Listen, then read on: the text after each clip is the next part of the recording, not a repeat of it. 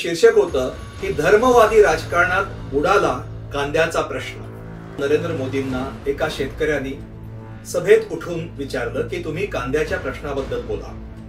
त्यावर नरेंद्र मोदींनी फक्त जय श्रीराम अशा घोषणा दिल्या, लोकांकडून देऊन घेतल्या आणि त्यानंतर आपल्या सबंध भाषणात त्यांनी कांद्याबद्दल एक शब्दही काढला नाही। सबंध ग्रामीण अर्थकारणावर या निर्यात बंदीचा मोठा वाईट परिणाम होत असतो। कांद्यामुळे जर गरीब ग्राहकांना कांदा महाग घ्यावा लागला तर मग सरकारने कांद्याचे भाव पाडणं या चुकीचं काय?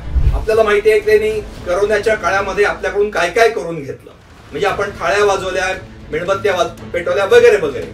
नरेंद्र मोदींचं हे कर्तव्य असं नाही का की त्यांनी जनतेतील लोकांशी त्यांच्या मन की बात मधून संवाद साधावा आणि त्यांनी असं म्हणावं की कांदा उत्पादक शेतकरी जो आहे हा एका प्रकारे जुगार खेळत असतो, कधीतरी त्याला चांगले भाव मिळतात। एक तर ग्राहकांचं नरेंद्र मोदींनी प्रबोधन करायला पाहिजे होतं त्यांच्या मन की बात द्वारे, ते त्यांनी कधीच केलेलं नाही की तुम्ही कांद्याच्या ऐवजी दुसरा पदार्थ खाऊ शकता, परंतु कांदा उत्पादक शेतकऱ्यांच्या पोटावर पाय देणे हे अन्यायकारक आहे आणि सबंध ग्रामीण अर्थव्यवस्थेसाठी ते अन्यायकारक आहे, म्हणजे देशासाठी अन्यायकारक आहे। 4 दिवसापूर्वीच्या नाशिक जिल्ह्यातील सभेमध्ये पंतप्रधान नरेंद्र मोदींना एका शेतकऱ्यांनी सभेत उठून विचारलं की तुम्ही कांद्याच्या प्रश्नाबद्दल बोला। त्यावर नरेंद्र मोदींनी फक्त जय श्रीराम अशा घोषणा दिल्या, लोकांकडून देऊन घेतल्या आणि त्यानंतर आपल्या सबंध भाषणात त्यांनी कांद्याबद्दल एक शब्दही काढला नाही। कांद्यावर आपण निर्यात बंदी का लादली किंवा कांदा उत्पादक शेतकऱ्यांच्या दुःखाबद्दल त्यांनी एक वाक्य देखील बोलले नाहीत आणि फक्त जय श्रीरामच्या घोषणा दिल्या। आणि यावर मी एक व्हिडिओ केला होता या घटनेवर की त्याचं शीर्षक होतं की धर्मवादी राजकारणात बुडाला कांद्याचा प्रश्न। हा माझा व्हिडिओ 2 दिवसापूर्वी आपण युट्यूबवर टाकला आणि त्याची लिंक या ठिकाणी मी खाली दिली आहे। या व्हिडिओ नंतर मला अनेक प्रश्न असे आले की नरेंद्र मोदींचं चुकलं तरी काय? कारण या व्हिडिओवर मला जे प्रश्न आले त्यातील एक महत्वाचा प्रश्न असा होता की नरेंद्र मोदींनी कांद्यावर जी निर्यात बंदी लादली त्यात त्यांचं चुकलं काय? कारण त्यांना जर ग्राहकांचं हित पाहायचं होतं तर त्यांना असं करणं भाग होतं। आता या प्रश्नाला उत्तर देणं हा या व्हिडिओचा उद्देश आहे। पहिल्यांदा आपण एक लक्षात घेऊया की जेव्हा शेतीमालाच्या निर्यातीवर बंदी लादली जाते आणि विशेषतः इथे कांद्याचा आपण प्रश्न घेऊ, तेव्हा फक्त कांदा उत्पादकांचं नुकसान, त्याचं प्रचंड नुकसान होतं। या व्हिडिओवर मला काही प्रश्न विचारण्यात आले, त्यातील एक महत्वाचा प्रश्न असा होता की कांद्यावर निर्यात बंदी लादून कांद्याचे भाव नियंत्रित ठेवणे या कृतीमध्ये नरेंद्र मोदींचा किंवा केंद्र सरकारचं काय चुकलं? कारण त्याच्यामुळे भारतातील गरीब ग्राहकाला स्वस्तात कांदा मिळू शकला। आता या प्रश्नाचं उत्तर देणं हा या व्हिडिओचा उद्देश आहे। इथे आपण गरीब ग्राहकाचा एक मुद्दा आपण निश्चितच लक्षात घेऊ, पण त्या मुद्द्याकडे मी येतो। तुम्हाला गरीब ग्राहकाचं संरक्षण कसं करता येईल का नाही याकडे आपण येऊ, पण त्याच्या आधी एकच मुद्दा आपण सर्वांनी लक्षात ठेवला पाहिजे, तो असा की जेव्हा शेतीमालाच्या निर्यातीवर बंधनं केंद्र सरकार लादतं आणि शेतीमालाचे भाव पाडले जातात तेव्हा काय होतं? तेव्हा फक्त शेतकऱ्यांचं तर मोठं नुकसान होतच, पण फक्त शेतकऱ्यांचं नुकसान होतं एवढंच नाहीये। तर आपण लक्षात घेतलं पाहिजे की आज देखील शेतीवर निदान 50% त्याच्या आसपास एवढे लोक वेगवेगळ्या प्रकारे प्रत्यक्ष अप्रत्यक्षरित्या अवलंबून आहेत। तेव्हा शेतीमालाचे जेव्हा भाव पाडतात तेव्हा या सबंध शेती व्यवसायावर प्रत्यक्ष अप्रत्यक्षपणे अवलंबून असणाऱ्या सर्व घटकांचं नुकसान होत असतं।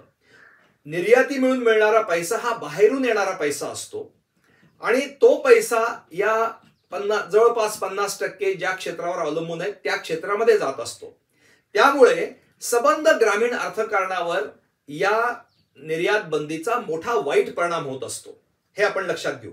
आणि जेव्हा सबंध ग्रामीण अर्थव्यवस्थेवरचा परिणाम होतो, म्हणजे सर्वसामान्य लोकांच्या हातात जाणारा पैसा तुम्ही थांबवता, तेव्हा देशांतर्गत ज्या औद्योगिक माल जो असतो, वस्तू किंवा सेवा, इतर सेवा या सगळ्यांच्या मागणीमध्ये घट होत असते, हे आपण लक्षात घेतलं पाहिजे. त्यामुळे याचे दूरगामी अतिशय वाईट परिणाम होत असतात. हा आपण कायम लक्षात ठेवण्यासारखा मुद्दा आहे. आता आपण गरीब ग्राहकाकडे येऊ. आपल्याला जर कांद्यासारखा मुद्दा घेऊ आपण. कांद्यामुळे जर गरीब ग्राहकांना कांदा महाग घ्यावा लागला तर मग सरकारने कांद्याचे भाव पाडणं या चुकीचं काय? आता आपण पुन्हा एकदा असं लक्षात घेऊ की गरीब ग्राहकाचं आपण हित कसं साधू शकतो याकडे येऊ. पण त्याच्या आधी एक मुद्दा असा आहे की जेव्हा तुम्ही निर्यात बंदीद्वारे कांद्याचे भाव पाडता तेव्हा तुम्ही फक्त गरीब ग्राहकाचं संरक्षण करत नसता, तर तुम्ही समाजातील सर्वात श्रीमंतापासून गरीब सगळ्यांसाठी कांदा स्वस्त देत असता. म्हणजे अगदी अदानी अंबानी पासून ते सर्वात गरीब माणसापर्यंत तुम्ही सर्वांना कांदा स्वस्त देताय खुल्या बाजारपेठेत हस्तक्षेप करून. हे आपण लक्षात घेऊ. आणि हे अत्यंत अन्याय आहे. म्हणजे मला तर असं वाटतं की आपले आत्ताचे जे पंतप्रधान आहेत नरेंद्र मोदी यांची ख्याती कशासाठी आहे तर ते जनतेशी थेट संवाद साधू शकतात. आपल्याला माहिती आहे की त्यांनी कोरोनाच्या काळामध्ये आपल्याकडून काय काय करून घेतलं. म्हणजे आपण थाळ्या वाजवल्या, मेणबत्त्या पेटवल्या वगैरे वगैरे. म्हणजे हे नेतृत्व असं आहे की जे सर्वसामान्य लोकांशी थेट संवाद करू शकतं. मग मुद्दा असा आहे की जेव्हा कांद्याचे भाव वाढले समजा निर्यातीमुळे, तर नरेंद्र मोदींचं हे कर्तव्य असं नाही का की त्यांनी जनतेतील लोकांशी त्यांच्या मन की बात मधून संवाद साधावा आणि त्यांनी असं म्हणावं की कांदा उत्पादक शेतकरी जो आहे हा एका प्रकारे जुगार खेळत असतो. कधीतरी त्याला चांगले भाव मिळतात आणि हे भाव जर आपण पाडले तर संबंध देशाचंच मोठं नुकसान होतं. त्यामुळे आम्ही हे करणार नाही आणि तुम्ही जनतेने हे समजून घेतलं पाहिजे. अशा तऱ्हेचं प्रबोधन. तुम्हाला एक तरी घटना अशी आठवते का की जेव्हा मन की बात मध्ये नरेंद्र मोदींनी या ग्राहकांचं असं प्रबोधन करण्याचा प्रयत्न केलाय की ठीक आहे तुम्हाला कांदा काही काळ महाग घ्यावा लागेल, परंतु तुम्हाला त्यासाठी त्याच्यावेळी दुसऱ्या भाज्यांकडे वळावं लागेल, दुसरा काही पर्याय निवडावा लागेल, फक्त कांदाच आम्हाला स्वस्त मिळाला पाहिजे या मानसिकतेमधून तुम्ही बाहेर आलं पाहिजे. असा संवाद त्यांनी मन की बात मधून साधला का? तर तो त्यांनी कधीच साधला नाही. आणि नरेंद्र मोदींकडे एक प्रचंड मोठं सत्ता होती किंवा बहुमत त्यांचं लोकसभेमध्ये होतं आणि ते सर्वात त्यांना जास्त प्रसिद्ध असे राजकीय नेते गेल्या 10 वर्षात ते होते. तर त्यांना आणि त्यांची उत्कृष्ट वक्ता म्हणून ख्याती होती, तर त्यांना ग्राहकांचं हे प्रबोधन करणं अशक्य नव्हतं. पण त्यांनी ते कधीही केलेलं नाही. हा पहिला मुद्दा. आता आपण गरीब ग्राहकाकडे येऊ. गरीब ग्राहकांचं तुम्हाला संरक्षण करायचंय, ठीक आहे. त्यासाठी काय मार्ग असू शकतात? पहिला मुद्दा असा की गरीब ग्राहकांचं देखील तुम्हाला संरक्षण करायचं असेल तर त्याची किंमत तुम्ही शेतकऱ्यांकडून वसूल करता कामा नये. तो पैसा तुम्ही सरकारच्या तिजोरीतून दिला पाहिजे.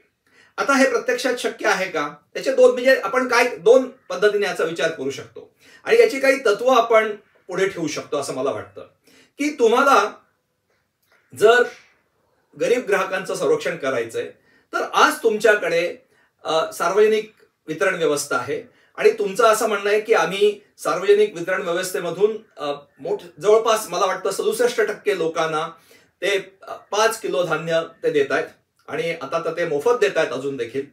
म्हणजे तुमच्याकडे एक व्यवस्था आहे. आता तुम्हाला जर समजा निर्यातीमुळे कांद्याचे भाव वाढले आणि तुम्हाला ग्राहकांना मात्र कांदा स्वस्तात द्यायचा आहे. मग बाजारातील वाढलेले भाव आणि तुम्हाला ज्या भावाने कांदा ग्राहकाला द्यायचा आहे त्या भावातील फरक, म्हणजे बाजारातील भाव सुद्धा 35 रुपये असेल आणि तुम्हाला कांदा समजा 20 रुपयांनी द्यायचा असेल तर 15 रुपये. हा फरक जो आहे तो तुम्हाला ग्राहकाच्या खात्यावर थेटपणे जमा करता आला पाहिजे. म्हणजे तुम्ही कांद्याच्या भाव वाढल्यानंतर कोणताही हस्तक्षेप करणार नाहीत, परंतु तुमचे जे रेशन व्यवस्थेतले लोक आहेत त्या लोकांना तुम्ही एक ठराविक रक्कम थेटपणे त्या काळासाठी, आणि तसं सांगू शकता तुम्ही की कांद्याचे भाव वाढलेले असल्यामुळे आम्ही ही रक्कम तुमच्या खात्यावर जमा करत आहोत. डिजिटल इंडियाचा मोठा बोलबाला आहे. तुम्ही अशा अनेक स्कीम्स आहेत ज्याच्यामधून तुम्ही थेट पैसा देताय. तर मग तुम्ही शेतीमालाच्या निर्यातीवर बंधनं न टाकता वाढलेली जी किंमत आहे त्या किमतीची इतकी रोख रक्कम तुम्ही ग्राहकाच्या खात्यावर जमा करू शकला पाहिजेत. हे अवघड असू शकतं, पण या दृष्टीने नरेंद्र मोदी सरकारने गेल्या 10 वर्षामध्ये कोणतंही पाऊल उचललं नाही. जर तुम्ही असं केलं असतं तर देशातील मोठ्या वर्गाला तुम्ही थेट रक्कम दिली असती आणि कांद्याचे भाव पाडण्याची तुम्हाला गरज भासली नसती. हा एक पर्याय म्हणून इथे मांडलेला आहे. दुसरा असा मुद्दा आहे, समजा तुम्हाला असं करायचं नाहीये आणि कांद्याचे भाव पाडायचेच आहेत, म्हणजे निर्यात बंदीद्वारे किंवा एक्सपोर्ट टॅक्सद्वारे किंवा मिनिमम एक्सपोर्ट प्राइस दाखवून वगैरे, तर मग शेतकऱ्यांचं नुकसान होणार आहे. त्या नुकसानीची भरपाई तुम्हाला शेतकऱ्यांच्या अकाउंटमध्ये थेट रक्कम देऊन करता आली पाहिजे. म्हणजे असं की तुम्ही समजा एक्सपोर्ट प्राइस म्हणजे एक्सपोर्ट किंमत ही कांद्याची 60 रुपये आहे आणि तुम्हाला देशांतर्गत तुमच्या निर्यात बंदीमुळे जे देशांतर्गत प्राइसेस आहेत समजा 30 रुपये, मी आकडे उदाहरण म्हणून घेतोय, म्हणजे प्रति किलो 30 रुपये एवढं नुकसान तुम्ही करता आहात. आता 30 नसेल, कमी आपण आकडा धरू, जो काही आकडा असेल तो डिफरन्स, तो फरक तुम्हाला काढता येईल. आणि तुम्ही किसान सन्मान योजनेसारखी योजना राबवताय, जेव्हा शेतकऱ्यांना तुम्ही म्हणताय की आम्ही 500 रुपये दर महिना म्हणजे 6000 रुपये देतो आहोत वगैरे, मग म्हणजे याचा अर्थ तुम्ही अशी व्यवस्था उभी करू शकता. मग तुम्हाला काय करावं लागेल की देशातील कांद्याचे जे बेल्ट आहेत, ज्या ठिकाणी कांदा उत्पादन होतं, त्या बेल्टमध्ये कांदा उत्पादक शेतकऱ्यांना रजिस्टर करावं लागेल आणि जेव्हा केव्हा तुम्ही निर्यात बंदी लादता, जेव्हा तुम्ही भाव पाडता, तेव्हा शेतकऱ्यांना मिळू शकणारे भाव आणि पाडले गेलेले भाव यातील फरक हा तुम्हाला काढून शेतकऱ्यांच्या अकाउंटवर ते पैसे दिले पाहिजेत. आता हे करणं देखील सोपं नाहीये, मुद्दा असा आहे, पण हे आपण केलं पाहिजे. पहिला मुद्दा, ग्राहकांना तुम्ही थेट सबसिडी द्या आणि कांद्याचे भाव पाडू नका, किंवा शेतकऱ्यांना तुम्ही जर भाव पाडले तर शेतकऱ्यांना नुकसान भरपाई द्या. यातील काहीतरी आपल्याला करता आलं पाहिजे आणि हे करण्यासाठी 10 वर्षाचा मोठा काळ होता आणि हे करणं डिजिटल इंडियाच्या काळात अशक्य नाही, कारण तुम्ही थेट रक्कम आज आपण देतोच आहोत समाजातील विविध घटकांना. तर तंत्रज्ञान आहे आणि ह्याची जी गुंतागुंत आहे व्यवस्था उभारण्यामध्ये असेल, परंतु त्या दृष्टीने आपण विचार केला का हा प्रश्न आहे. त्या दृष्टीने आपण काही पावलं टाकली का हा प्रश्न आहे. गेल्या 10 म्हणजे माझ्या 3 अपेक्षा ज्या होत्या की एक तर ग्राहकांचं नरेंद्र मोदींनी प्रबोधन करायला पाहिजे होतं त्यांच्या मन की बात द्वारे, ते त्यांनी कधीच केलेलं नाही, की तुम्ही कांद्याच्या ऐवजी दुसरा पदार्थ खाऊ शकता, परंतु कांदा उत्पादक शेतकऱ्यांच्या पोटावर पाय देणे हे अन्यायकारक आहे आणि संबंध ग्रामीण अर्थव्यवस्थेसाठी ते अन्यायकारक आहे, म्हणजे देशासाठी अन्यायकारक आहे. हे नरेंद्र मोदी पटवू शकले असते, किंवा मी इतर 2 उपाय जे सांगितले त्या दृष्टीने काही कार्य त्यांनी करायला पाहिजे होतं. असा कोणताही विचार झाला नाही आणि म्हणून कांद्याची निर्यात बंदी, कांद्याचे भाव पाडणं हे पूर्णतः अनैतिक असं आहे आणि त्याचा फार मोठा फटका हा ग्रामीण अर्थव्यवस्थेला, शेतकऱ्यांना सहन करावा लागलेला आहे. त्यामुळे कोणत्याही प्रकारे कांद्याच्या निर्यात बंदीचं किंवा कोणत्याही शेतीमालाच्या निर्यात बंदीचं कधीही समर्थन होऊ शकत नाही. धन्यवाद.